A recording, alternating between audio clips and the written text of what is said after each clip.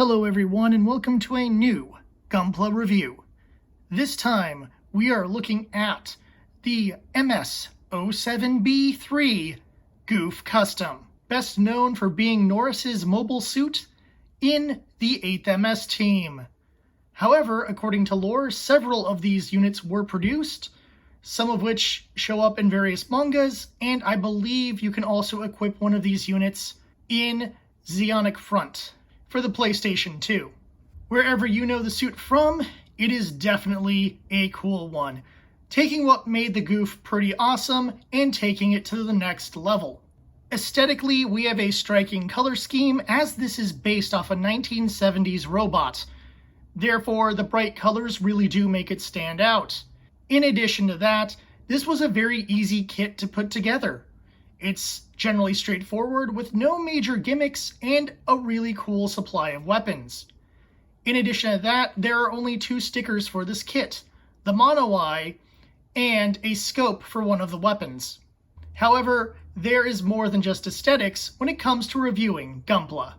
So let's take a look at the flexibility. As for flexibility, let's keep in mind that this is a slightly older kit. In fact, I think this might predate the Revive version. Alright, so let's take a look at the flexibility here. So, for the feet, not a lot of movement there. The knee, yeah, oh, look at that. Goes beyond 90 degrees. That's not too shabby. Close that up. Oh, and the hand fell off. Yeah, that's going to be one of the problems. We'll get to that in just a minute. Side skirts barely move. Front skirts don't move at all, nor does back skirt. So, yeah, your forward kick is not terrible, but pretty bad. Side kick, barely a thing. To the rear, can't even move. So your legs are very limited in how they can be adjusted. There is a little bit of twist to the torso here, but yeah, it's not going to really hold because of the piping. And not much forward and back either. It is very much stuck in place. As for the arms, the hands do have a tendency of popping out. They are some of the loosest hands I've ever seen. However, the shoulder armor does have enough movement there to allow you to adjust the arm like that. So it looks pretty decent. Not perfect, but decent. And to provide a full upper rotation. Slide that back down. It's also very tight. As you might notice, these joints are a little stiff to try to bend. The arm is, again, back at your old 90 degree, which a lot of older kits are like. And of course, your hand can wobble around and whatever, but again, pops out super easy. And now he has no hands. Kind of an issue with this kit. As for the head, a little bit of forward, a little bit of back, side to side, and the head popped off. So yeah, there are some problems with the flexibility on this kit, and things to keep in mind when posing him for battle. Speaking of battle, let's look at the accessories. Alright, when it comes to accessories, we're first going to look at the shield. Fairly simple and straightforward. We'll plug back there to connect it to the rest of the body, or to the machine gun. In addition, it also functions as a sheath for the sword, though the sword point does stick out here, which means you can't really have the sword in and the Gatling gun attached. Speaking of, here's the sword. It is a single piece, not really my favorite there, but if you want to, adding a little bit of paint can really make this look a little bit nicer. Maybe darken the blade, give it like a dark red, blood red color. Could look kind of cool.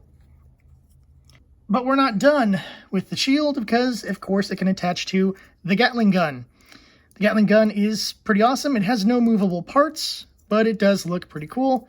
And it slides right in like that. And then you connect this whole bad boy to the arm, which pretty cool when it's all together like that. But we're not done with the weapons. There's also the attachable machine gun. Goes to the wrist. Has a little notch right here to connect to those little fins on the arm. The scope moves and has a sticker there. And yeah, other than that, it also has a slot right up here for the Gatling shield to connect to. And yes, this whole monstrosity can then be connected to the arm. So it's just like when Norris is using it and then discards his shield but still has this gun under. They designed it so you can actually have it set up like that, which I do appreciate. The last weapon we have is this wire. It has a little thing at the end here. It is the heat wire that Norris uses to shut down the EZ8 temporarily. There's a little plug in the arm. You just plug this part in. It might not be the most stable in its holding position, so just be aware of that. But it is still pretty cool to be able to have access to the heat wire and use it to make your preferred battle scene. Beyond weaponry, we have 3 spare hands. Not only do we have the standard holding hands that I had on the kit, we have an open palm right here for the right hand. We have a closed fist foomp and foomp for both hands as well. So you have a couple different options on how you want to set this bad boy up. In terms of spare parts, the only thing we have is polycaps. So yeah, I got a few of these things. These were foot pieces, I believe. And we have a couple of these. These guys are always used a lot. It's kind of nice to have a few different spare options here because you might need replacements for different parts at different times. And knowing that this kit, oops, I can't even go down all the way, do it press this way. And knowing that this kit can provide is always nice. When it all comes together, the kit does look pretty cool. However, the arm has a little bit of difficulty holding up the Gatling shield, and if you don't pose it correctly, it will topple over due to the weight the Gatling shield provides to the kit. In addition to those extra flexibility issues, this kit is far from perfect. However, it's one of the best kits I've built in recent memory. In fact, if not for those flexibility issues, it probably would have been a 5 Haro kit. Unfortunately, its minor issues keep it from earning top points. That being said, it still looks cool, it's a fairly quick build, and if you have the EZ8 or a ground-type Gundam, or if they ever make a mass production gun tank, you can now have Norris there to wreck them all. Otherwise, of course, it can be customized to be the Midnight Fenrir colors, or whatever other colors you would prefer for whichever Gouf custom pilot you would like to recreate. I generally like the kit, and despite some minor flaws, it's probably one of my favorite Zeon mobile suits. If you have the chance to pick it up, I highly recommend it. Just understand that it does have a couple of minor issues that really do hold it back from being a top-tier kit.